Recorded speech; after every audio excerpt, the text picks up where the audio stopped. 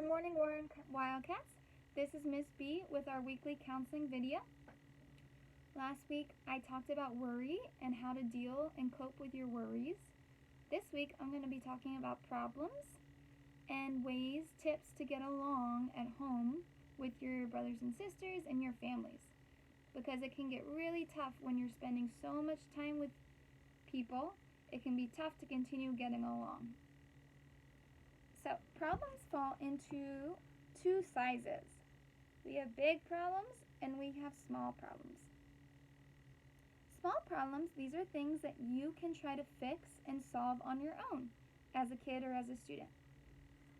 Big problems, these are things that you cannot fix on your own. They might not have a solution. Big problems are things that you're going to have to get the help of an adult to help you work through and help you solve. Small problems, these are things that should not bother you or bug you for a long time. So a small problem should not bug you tomorrow, should not bug you in a week, should not bug you in a month. Big problems, these are things that are going to bother and bug you for a long time.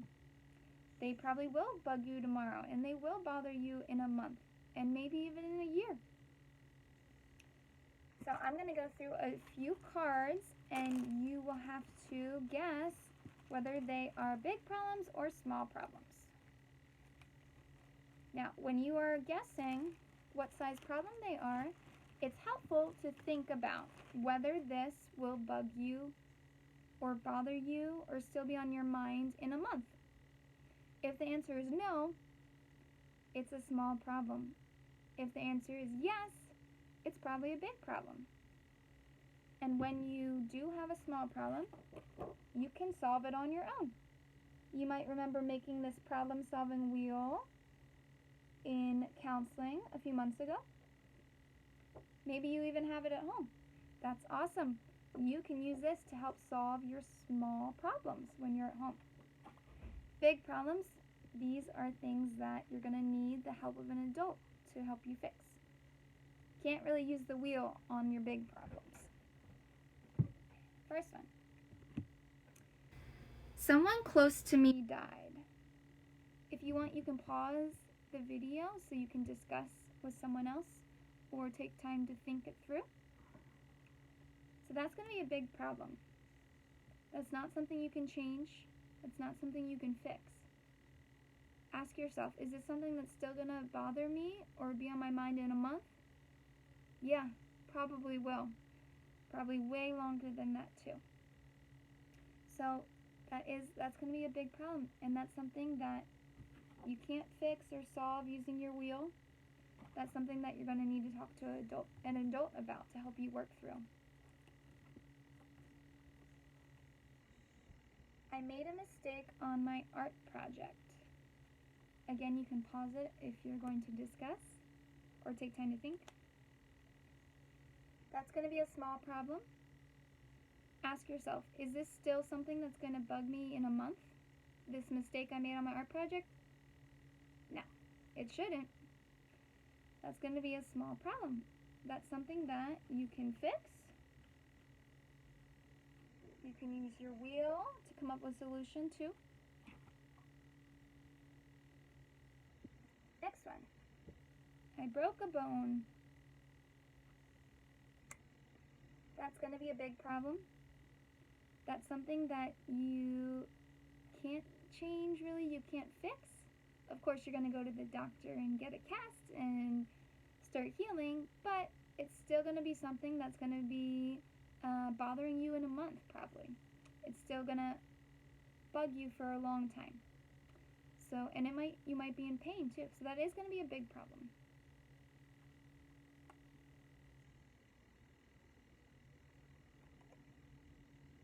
I got in an argument with a friend. That's going to be a small problem. That is, if you ask yourself, is this something that's going to bug me in a month? No. Mm-mm. Is it something you can try to fix or change? Yeah, absolutely. You can talk to the person. You can use your problem-solving wheel to come up with a solution to the problem. That's going to be a small problem. So remember, if you are having a problem with someone else, you can always use an I statement, and you might remember we talked about these earlier in the year too. An I statement is where you tell the person how you are feeling about their actions. So it starts off with, I feel blank when you blank. Could you please? So you might say, I feel upset when you call me that name. Could you please not do that? You can always use an I statement when you are having a problem with someone else. So, you might be having some small and big problems at home. A big problem right now with everyone, in everyone's lives, is what's going on with the COVID-19 and schools being closed, businesses being closed.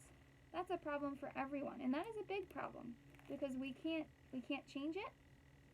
We can't fix it. It's just something we have to find a way to deal with. And if you go back to last week's video, you can learn more about worries and coping skills. Coping skills are things that help you deal when you're having any of those big feelings, strong feelings, or any of those problems. So when you are kind of stuck at home, you can't really go anywhere because we have to practice social distancing and we have to stay away from other people so we don't get their germs or spread our germs onto them. That means we're spending a lot of time at home with each other that we might not really be used to. So we might be having some problems with our brothers and sisters. We might be getting into fights or having disagreements, and that's okay. That's totally normal given the situation and how much time we're spending together. But it feels much better when we get along with each other. It makes us feel happier. It makes us feel healthier and safer. So it's okay to have fights, but it's important to try to get along because that makes us feel better. So one tip I have to help get along at home is to have a family meeting. So get the whole family together, your brothers and sisters, and come up with a plan. So think about what are our family rules? What rules should we have right now? And also come up with consequences. What is going to happen if you break these rules? And make sure the whole family agrees on them and the whole family gets to give some ideas into this process as well. That will make everyone feel like they are part of the family and they are being listened to and heard and valued. Also, it would be very helpful to come up with a routine, a structure for every day. So thinking about what your day is going to look like helps you plan it out, helps you set and achieve your goals. So you might write down, wake up at 7, breakfast at 8, start reading a book at 8:30, just planning out your whole day. And this will help to avoid some of those problems, the disagreements that we might normally have with our brothers and sisters or our family members when we know, okay, we're going to stick to this schedule and this routine. It will help to kind of eliminate some of those issues that might pop up otherwise. Another idea is to make a list or draw a picture of the things you like to do with your family members or your brothers and sisters. And then hold on to that list. Try to work in some of those ideas to every day, so your everyday schedule. Leave some time to do those enjoyed activities. So if you and your brother really enjoy kicking the ball to each other, kicking the soccer ball to each other out back in the backyard, make sure you plan a time to do that every day. And that will not only help to strengthen your relationship and help you guys to get along better, but it also will help you to remind yourself that getting along feels good. We feel happier and calmer, more peaceful when we're getting along. Also, another idea, for getting along at home is to make a plan for when things go bad. Because inevitably, you're going to have some problems, and you're going to have some disagreements and arguments, and that's okay. But it's important to not try to work out a problem or talk out a problem when you're upset and angry. So that's why you really need to plan to take a cool down time, calm down period before you try to fix the problem or talk it out with someone. So for example, if you're feeling really frustrated, you want to make a plan for when you are frustrated for what you're going to do. So you might say, okay, when I am frustrated, I will go to my room and listen to music. Or you might say, when I'm angry, I'm going to go sit out front on the front porch step and take some deep breaths. And then after you have calmed down and cooled down, you can go back to the person you're having the problem with and you can talk through the issue at that point. But you don't want to try to talk through a problem when you're upset, because you might say or do something that you might later regret. So you want to make sure that you are going to take that calm down time before you talk through the problem. So you might even want to write down your plan.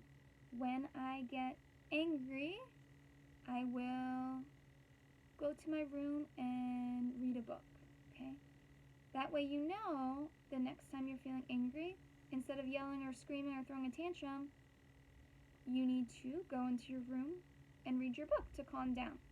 And then once you are calm, you may go back and try to talk through the problem with the person. But nothing good is going to happen if you're trying to talk it through when you're already upset. So you also want to make sure that you're thinking about the size of the problem as well, as we talked about earlier. So small problems deserve small reactions. So think about how big your problem is. If it's a small problem, you should not be yelling and screaming, because that hurts other people and that hurts you too. If you're having a small problem, you want a small reaction. So small problem might be you lost a game. You're playing a game of Monopoly with your family and you lost. That's not a big problem, that's a small problem. How are you going to deal with that? Take some deep breaths. Tell yourself it's okay. I have a chance to win next time. It's not a big deal. Ask yourself, is this something that's going to bug me or bother me in a month? No, it's not. So it's not worth getting upset over. Big problems, remember, those big problems are things that you need an adult to help you with. So if you're having any of those big problems, you break a bone, your pet dies, any of those things, you're going to want to talk to an adult about it, see if they can help you work through it. Those small problems you have at home, you can use your problem-solving wheel to help figure out and fix. Big problems, remember you need to talk to an adult to help you fix and solve it. I hope this lesson will help you all to get along better at home. I would love to hear from some of you. You can email me. You can call my phone number, 520-908-4716. If you're having any issues, any problems, or you just want to talk, feel free to reach out to me. Okay, I miss all of you, and that goes for students and parents as well. Okay, so if anything's going on that you want to talk about, I am here. And I miss all of you too. Okay, bye, and I will see you next week for our lesson next week.